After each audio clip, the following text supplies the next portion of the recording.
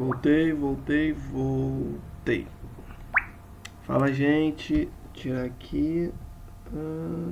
Botar meu telefone para contar. Beleza. Fala agora de floresta equatorial. Florestas equatoriais estão localizadas nas proximidades da linha do Equador. São aquelas florestas que estão mais próximas de onde nós estamos, né? A Amazônia é a maior floresta equatorial do mundo.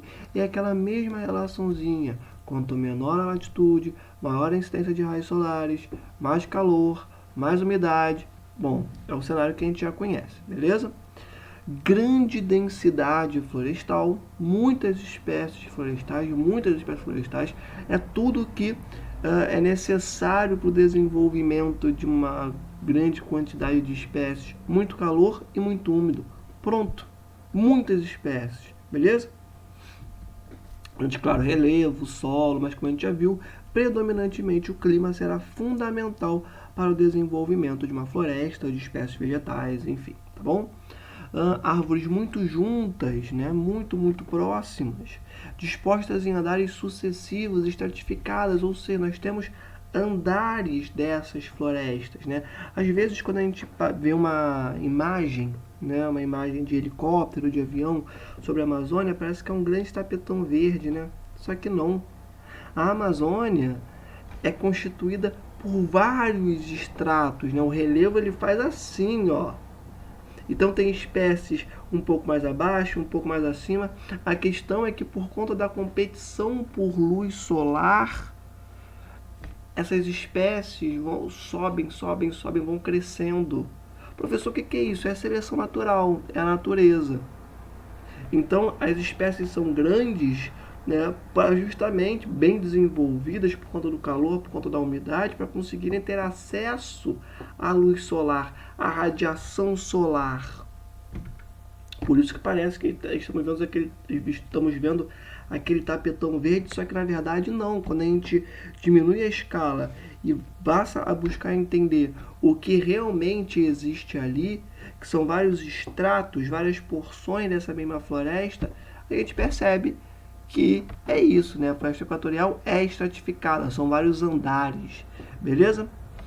Temos presença de cipós que se entrelaçam em troncos e galhos, é isso, né? Cipós que, como todas as espécies são muito próximas, estão entrelaçados em galhos, em troncos de outras espécies, de outras árvores, é tudo assim, ó, uma raiz sobre a outra, enfim, isso é uma floresta equatorial, beleza? Maior variedade de espécies vegetais do planeta. O local com maior variedade de árvores, de plantas, de folhas, de espécies vegetais do mundo sempre será uma floresta equatorial, como a amazônica. Tá bom? Com espécies latifoliadas. O que é uma espécie latifoliada? Uma espécie larga. Aquela folha grande. Por que ela é tão grande?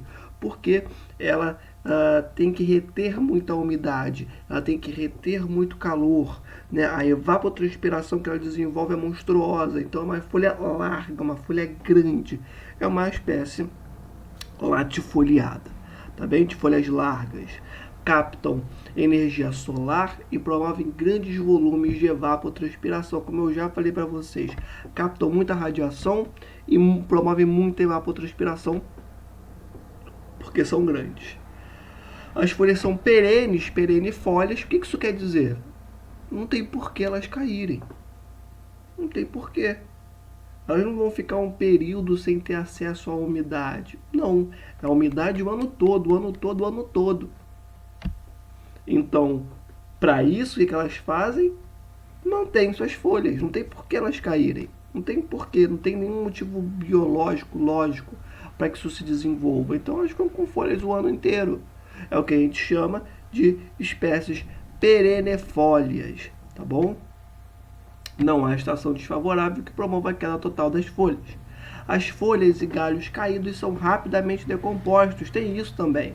Como uma região que cai muito material, muito material orgânico mesmo, a decomposição ali é muito constante, em muita quantidade. Então caiu, decompôs. O que isso forma? Isso forma humus.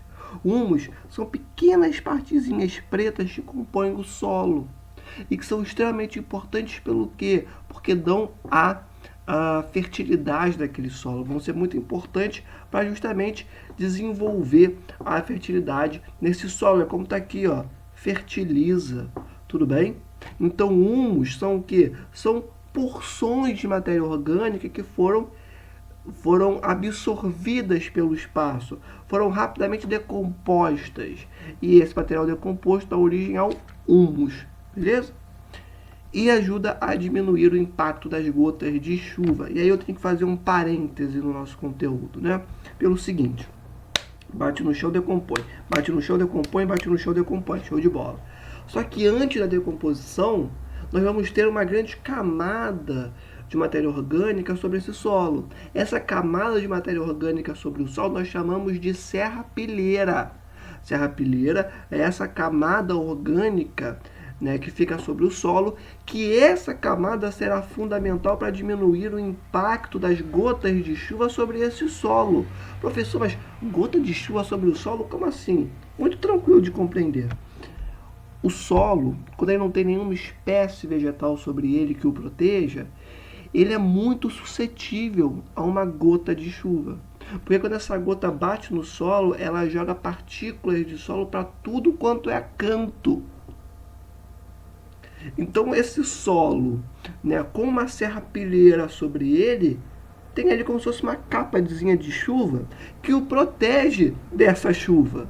Beleza? Porque inclusive esse fenômeno não tem um nome, é o fenômeno esplechamento. O que é o fenômeno esplechamento? É uma erosão, né, que é desenvolvida sobre um solo prioritariamente descapado, né, devastado, sem nenhuma espécie vegetal sobre ele. E que é isso, né? É uma erosão promovida pela chuva. Uma gota promove a erosão de várias e várias e várias partículas de solo. Agora imaginem milhões de gotas, como é que acontece numa chuva. Né? Então a serrapilheira, que é essa camada orgânica, que depois virará humus, é fundamental para diminuir o impacto do esplechamento sobre o solo. Beleza? Os solos das florestas equatoriais são pobres. A própria floresta cria e mantém o solo com seus resíduos biológicos. Professor, por que na floresta mais rica em matéria e em espécies vegetais do mundo, o solo é tão pobre? Tem um clima quente, um clima úmido? Pelo seguinte, gente, dentre as muitas explicações, temos essa daqui que eu vou falar para vocês agora. Como nessa região nós temos várias espécies vegetais, é uma floresta que nós chamamos de heterogênea e fechada também, nós temos várias e várias espécies com especificidades muito próprias que estão competindo pelos mesmos sais minerais, pelos mesmos nutrientes que estão no solo. Professor, competição, do que o senhor está falando? Tá, vou voltar um pouquinho, que é o seguinte. Existe competição entre espécies vegetais. Existe competição entre plantas, entre árvores. Seja competição por água, e aí água da chuva. Seja competição não só para água da chuva, mas vamos dar um foco aqui para água da chuva. Seja por competição por luz solar, como já falei lá atrás. Seja por competição por nutrientes. É algo muito doido mesmo de se perceber. Que a natureza, as espécies vegetais têm uma forma de existir, de se desenvolverem, que justamente vão se basear pela seleção natural, para aquilo que Darwin falava lá atrás para a gente. Né? E realmente ocorre um processo de competição entre elas. Por exemplo, você tem uma espécie vegetal X e uma espécie vegetal Y sobre a mesma região, né? E obviamente estão sob o mesmo solo. Tranquilo? E esse solo, sei lá, tem o número W de nutrientes. Porém, o número W, essa quantidade de nutrientes, né, W, é suficiente para uma espécie vegetal, alimenta bem uma espécie vegetal. Só que eles são duas, e as duas estão puxando esses nutrientes. Sabe o que vai ficar para esse solo? Nada. Entenderam o que eu quero dizer? São muitas espécies vegetais no mesmo espaço, sob o mesmo solo e ambas competindo pelos nutrientes presentes nesse solo. Esse solo vai ficar pobre.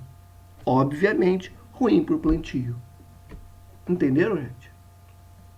Por isso que o solo, dentre outros motivos, por isso que o solo de florestas equatoriais tende a ser muito pobre, por conta dessa competição absurda que existe entre as suas espécies, tá? E é muito interessante perceber que a própria floresta cria e mantém o solo, porque assim, houve algum processo erosivo por qualquer motivo, automaticamente vai cair matéria orgânica, vai ser absorvida, vai gerar antes vai virar serrapilheira, depois vai virar humus, percebem? E já recompôs o solo, recompôs a quantidade de nutrientes, de sais minerais necessários para essas espécies. Então, por algum motivo esse solo foi retirado, porções de solo foram retiradas, ele foi erodido, deixa que a floresta dá o seu jeito. Vai cair matéria orgânica ali, vai morrer um bichinho, alguma coisa vai acontecer, vai se desenvolver ali uma serrapilheira que depois vai virar humus, que rapidamente decompõe, caiu, decompôs, vai ser absorvida pelo solo, vai se restabelecer a quantidade de sais minerais, a quantidade de nutrientes necessários para aquelas espécies e o ciclo vai se mantendo. Então é muito interessante isso, como que a floresta parada, quieta, no canto dela, consegue manter o seu próprio ciclo, o seu próprio sistema interno de maneira sustentável. Vamos continuar. Que são pobres, a própria floresta cria e mantém com seus resíduos biológicos. O desmatamento indiscriminado expõe o solo à erosão e o empobrece. Eu não falei para vocês que existe uma camada, além da própria vegetação, existe uma camada orgânica que nós chamamos de serrapilheira? Beleza. E essa matéria orgânica, dentre tantos outros pontos que a compõem, nós temos folhas, nós temos frutas, enfim, que vêm das espécies vegetais. Agora, imagina um cenário em que, por exemplo, você tem, estou supondo aqui, hein? Tira da minha cabeça, não que necessariamente isso exista no Brasil.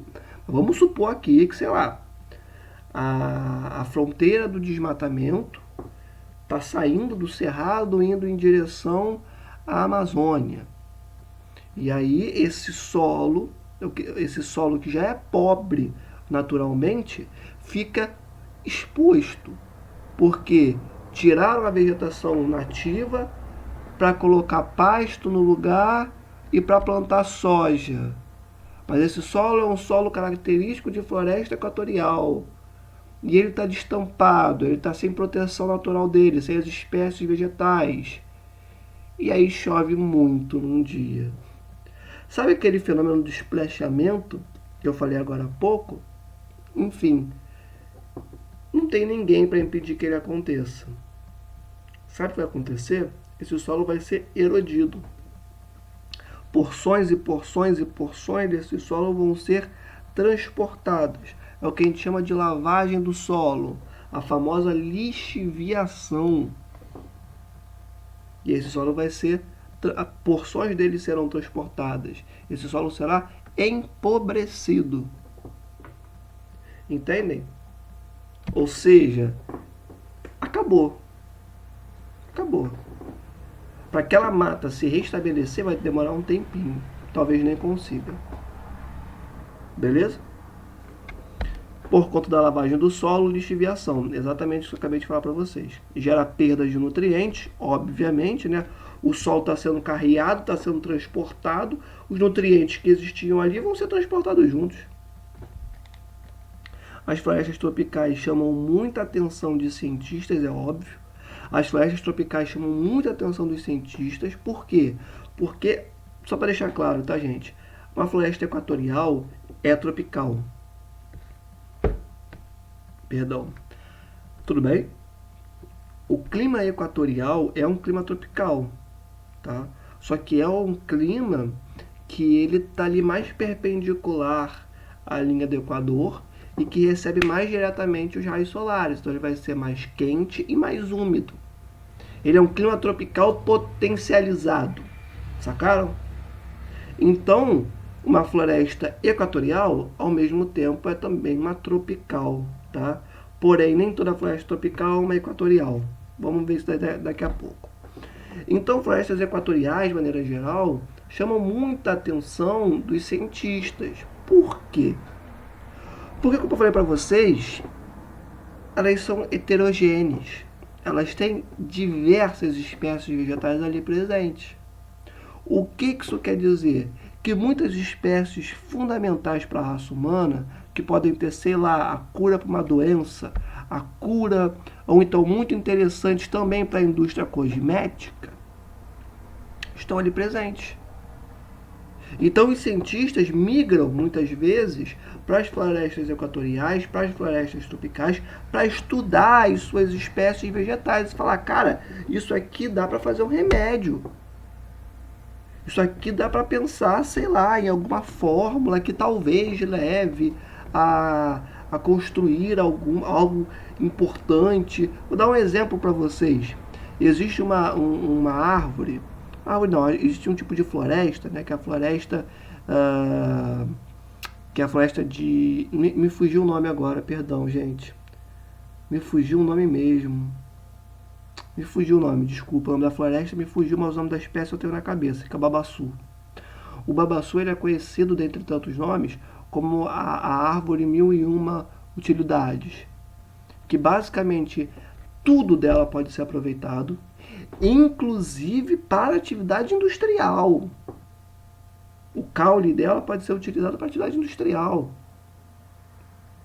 Então, esse tipo de riqueza biológica é extremamente importante para os cientistas, para a ciência como um todo e para a raça humana. Porque diversas curas que nós temos vieram lá da mata. É de lá que elas saem. Beleza? E também, óbvio, temos outras empresas, como as do ramo de cosmético, que também estão de olho nas matas equatoriais. Por quê? Porque lá, o próprio babaçu, se eu não me engano, o babaçu também pode ser ou o babaçu ou a carnaúba. Agora me fugiu qual dos dois exatamente. Mas um dos dois, ou os dois, tem um potencial muito interessante de criar um óleo que vai em alguns produtos cosméticos. Então, a indústria cosmética, a indústria da beleza, né, ela também se alimenta, se retroalimenta desses produtos fundamentais. Temos uma marca conhecida, né, o Boticário, né, que justamente o próprio nome já diz, ele mexe com ervas, ele mexe com plantas, ele mexe com espécies vegetais. Por quê? Porque é de lá que saem os perfumes. É de lá que saem os produtos que vão deixar a pele lisinha, vão acabar com os poros, deixar com a pele de bebê. É da mata, é da floresta tropical, é da floresta equatorial principalmente. Beleza, gente? E aqui temos alguns exemplos de florestas equatoriais. Floresta do Congo na África, a floresta da Indonésia na Ásia e a floresta amazônica aqui no nosso Brasil. E aqui uma foto de uma floresta equatorial, que na verdade aqui é a Amazônia, né? Esse aqui é o Rio Amazonas, que eu acho impressionante essa foto, porque é literalmente um tapetão verde. Por mais que saibamos que existem vários estratos aqui, realmente, uma visão aérea, parece que é um grande mar verde e um rio absurdo no meio, que para um rio fazer isso, no meio de uma floresta densa, heterogênea como essa, é porque o rio é gigantesco. Não à toa o rio Amazonas é chamado de rio-mar, né? Então, é isso. É uma beleza absurda. E a última floresta, que é a floresta tropical, tá, gente? A floresta tropical, ela é muito semelhante à equatorial. A maior diferença entre as duas é que a equatorial é mais quente, a equatorial é mais úmida, tá? É a única diferença entre as duas.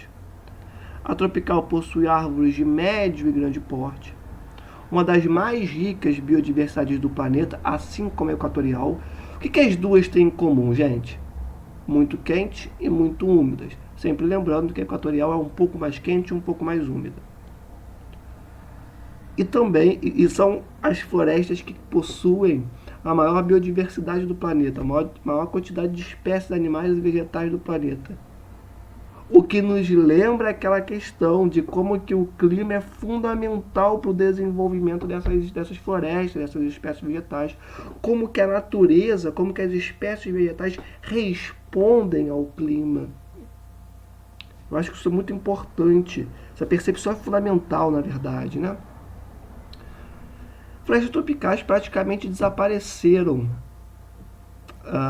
no nosso país, né? Na verdade, no mundo, né? Nosso país é porque é muito gritante acontecer aqui no Rio de Janeiro, principalmente, no Brasil inteiro, né? Mas vamos lá. Essas florestas praticamente desapareceram, restando apenas áreas descontínuas de reservas protegidas. Não entendi, professor. É o seguinte, aqui no Rio, por que eu falo tanto do Rio? Porque a Mata Atlântica é uma floresta tropical. E algumas das poucas remanescências da Mata Atlântica estão no Rio de Janeiro, né? E é justamente isso que está posto nesse material, né? São áreas descontínuas. Você tem um parque de proteção aqui, aí você tem outro aqui, você tem outro lá. Por quê? Porque o todo, o montante, foi destruído, foi devastado. Alguns autores, inclusive, colocam que não dá para a gente chamar a Mata Atlântica atual de Mata Atlântica, né? É uma remanescência de uma Mata Atlântica. Porque as florestas tropicais que nós temos, e aí eu vou falar específico do Brasil, que é onde eu moro, né? Onde nós moramos, poderiam ser classificadas como remanescências. Né? Aquela mata original já foi posta no chão, que tem agora uma tentativa de replantio, de reflorestamento. Vocês terem noção da quantidade de desmatamento que foi feita na floresta tropical brasileira e do mundo inteiro. Tá? E por que isso foi feito? Porque elas se situavam, né, em áreas de colonização. Como assim, professor? No Brasil, elas se situavam aonde? Na costa. Por onde os portugueses chegaram? Na costa. De onde que eles tiraram para o Brasil? Da Mata Atlântica. Que mata foi que eles devastaram para poder plantar cana-de-açúcar? Mata Atlântica. Estão entendendo? Então, assim, óbvio, tem uma influência atual nesse processo de devastação? Sem dúvidas. Sem dúvidas. Mas os colonizadores tiveram uma importância muito grande nesse sentido. A de devastar tudo.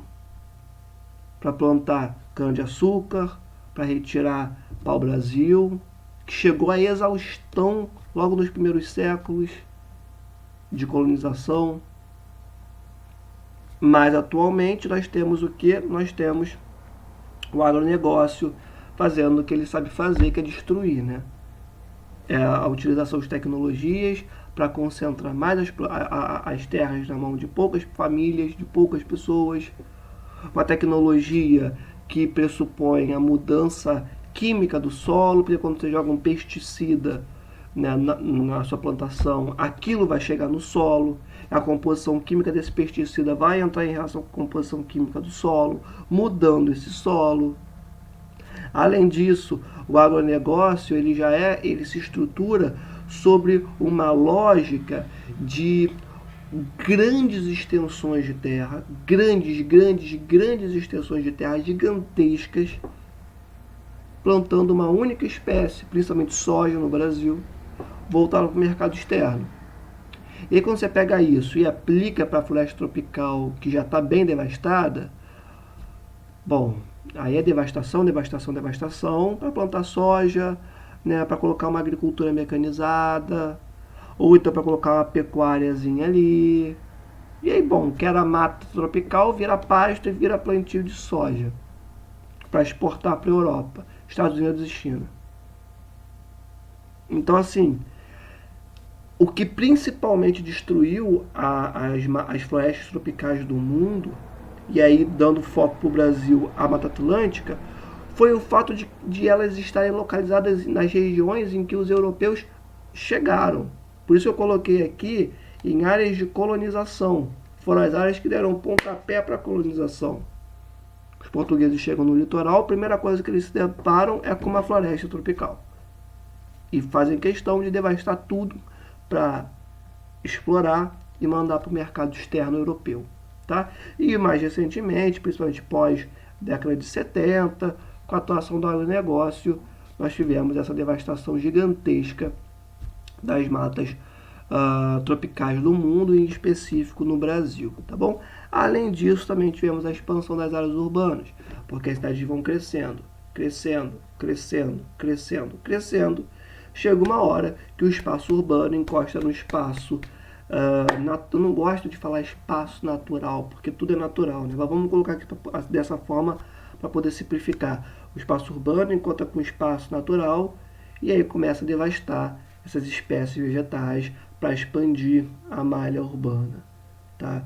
Então são esses pontos que levaram à absurda devastação das florestas tropicais do planeta e também aqui do Brasil, em específico a Mata Atlântica. Tá bom?